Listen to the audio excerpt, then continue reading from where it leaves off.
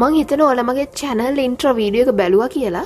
ඉතින් අද ඉඳන් intro video එක හැදුවේ කොහොමද කියලා tutorials ගේන්න තමයි මං යන්නේ. ඉතින් මම මේ video එක animate කරේ PowerPoint පාවිච්චි කරලා. ඔයාලා හැමෝම දන්න software එකක්. හරි එහෙනම් අපි වැඩේ පටන් ගමු. අපිට PowerPoint එකේ වැඩ කරන්න පටන් ගන්න කලින් pictures ඕන images. ඉතින් මම freepik.com එකට ගිහිල්ලා අපිට ඕන pictures ගන්නවා. මේ images vectors වෙන්න ඕනේ. එතකොට තමයි අපිට කෑලි හා මෙහා කරලා images වල පාට වෙනස් කරලා හදා ගන්න පුළුවන් වෙන්නේ. නැත්නම් නිකන් ඒ වගේ බෑනේ. ඉතින් මට සල්ලි දෙන්න බලාපොරොත්තුවක් නැහැ. මම free ගත්තා. ඊට පස්සේ මම type කරනවා මට ඕන category එක. මෙන්න මේ විදිහට එනවා අපිට ඕන vectors. ඊට පස්සේ අපිට ඕන එක ආවට පස්සේ අපි ඒක ක්ලික් කරනවා. ඊට පස්සේ මෙතන download කියලා එක ක්ලික් කරන්න. ඊට පස්සේ ඉතින් අපිට free නේ download කරන්න. free download ක්ලික් කරන්න. ඉතින් මෙයාලා attribute එක දෙන්න කියලා ඉල්ලනවා. ඉතින් අපි මේක copy කරලා අපි හදන වීඩියෝ එක යට description එකේ ඒක paste කරන්න ඕන. ඉතින් මම දැනට notepad එකට ගිහිල්ලා ඒක paste කර ගන්නවා. ඉතින් ඔයාලා ගොඩක් මේ විදිහට ගන්නවා නම් නමක් දුන්නොත් හොඳයි. ඊට පස්සේ file ගිහින් save කරගන්න. අපිට දැන් පේනවා පහළ එක download වෙලා තියෙනවා vector එක zip එකක් විදිහට. ඉතින් අපි ඒක open කරලා extract කරන්න ඕන. ඒක ගොඩක් දෙයක් කරන්න නැහැ. extract to කියන එක click කරලා අපිට ඕන location එක දෙන්න. ඉතින් මම desktop එකේ මගේ intro video කියන එකේ save වෙන්න කියලා දෙනවා.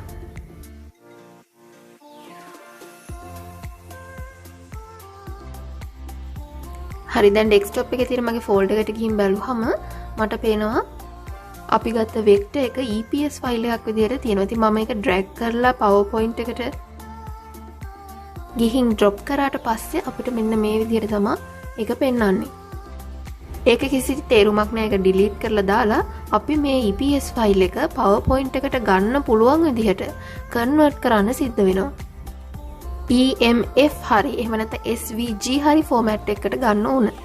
ඉතින් ඒකට මම ඉන්ටර්නෙට් එකට ගිහින් Google එකට type කරනවා EPS to EMF converter කියලා. ඉතින් අපිට online convert කරගන්න පුළුවන් මේ files. මම පළවෙනියට වෙන link එක click කරනවා. හරි දැන් මෙතනින් select file ගිහිල්ලා අපිට file එකක් from my computer කියලා ගන්න පුළුවන්. ඉතින් මගේ desktop එකේ තියෙන folder එකෙන් මම ගන්නවා අපේ EPS file එක. හරි දැන් convert කියන button එක click කරන්න. ඊට පස්සේ යාලා අපේ file එක upload කරගෙන convert කරනවා. ඉතින් ඔය මගේ channel එකට අලුත් වෙනවා. මගේ channel එකේ මම video editing ඒ වගේම animating කරන හැටි කියලා දෙනවා. ඉතින් අපේ channel එකත් එක්ක දිගටම රැඳිලා ඉන්න අපිව subscribe කරන්න. පල්ලෙහා තියෙන රතු පාට subscribe button එක click කරලා ඉතින් ඒ ළඟම තියෙන bell icon එක click කරොත් ඔයාලට පුළුවන් notification එකක් විදිහට අපේ අලුත්ම updates tutorials ඔයාලා ළඟට ඉක්මනට ගෙන්න ගන්න. දැන් නම් convert කරලා ඉවරයි. download කරන්න තමයි තියෙන්නේ. හරි දැන් අපේ vector file එක download වෙනවා EMF විදිහට. අපි දැන් downloads වලට ගිහින් බලමු. එතන තියෙනවා show in folder කියලා. එක click කරන්න. ඊට පස්සේ එක folder එකේ තියෙන තැන පෙන්නනවා. අපි එක කෙලිම drag කරලා අපේ PowerPoint එකේ drop කරලා දාමු. මගේ intro video එකේ තිබ්බා වගේ මේවා වෙන් කරන්න නම් මුලින්ම අපි කරන්න ඕනේ මේක පිටිපස්සේ තියෙන සුදු පාට background එක අයින් කරන්න. ඉතින් මම ඔයාලට පෙන්නන්නම් අපි format background ගිහින් side එකේ color එක change කරාම මෙන්න මේ විදිහට මේක පිටිපස්සේ සුදු පාට අපේ background එකක් තියෙනවා. ඉතින් මම මේ image එක select කරලා ungroup කරලා සුදු පාට background එක වෙනම select කරගෙන ඒක ඇදලා අරන් ගිහින් delete කරන්න. ඉතින් පිටිපස්සේ තියෙන text boxes මට වැඩක් නැහැ. මම ඒවා delete කරනවා. ඊට පස්සේ මෙන්න මේ විදිහට කෑලි කෑලි තමයි අපිට අහුවෙන්නේ. ඉතින් මට එහෙම ඕනේ නැහැ. මම ආයෙත් ගිහිල්ලා group කරනක regroup කරනවා. ඊට පස්සේ ungroup කරනවා. එතකොට ඔන්න ඔය විදිහට එනවා. ඉතින් මේ එක selection එකකින් vectors කීපයක් select වෙන ඔන්න ඔය වගේ. ඉතින් ඒ නිසා මම ඒක select කරලා ආයෙත් ungroup කරනවා. ඊට පස්සේ අපිට ඕන vector එක mouse එකෙන් select කරලා ඔන්නෝම ඔක්කොම parts අහුවෙන්න ඒක cut කරලා අලුත් slide එක paste කරනවා.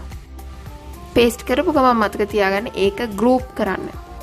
හරි දැන් resize කරගන්න ඒක ලොකු කරලා ඔයාලා දන්නවනේ ඔන්නෝම drag කරලා මම බෑග්ග්‍රවුන්ඩ් කලර් එක මාර්ක් කරගන්න තමයි යන්නේ. ඉතින් මං ඩිසයින් වලට ගිහිල්ලා solid color එකක් දෙනවා මෙන්න මේ විදිහට. ඊට පස්සේ මම insert වලට ගිහින් text layer එකක් අරගෙන ඒකේ edit with තිලා කියලා ලියනවා. ඉතින් මම text layer එකේ size එක, එතකොට font style එක, color එක වෙනස් කරලා ඒක හදා ගන්නවා. ඔයාලා දන්නවා ඇති ඒක කරන්න.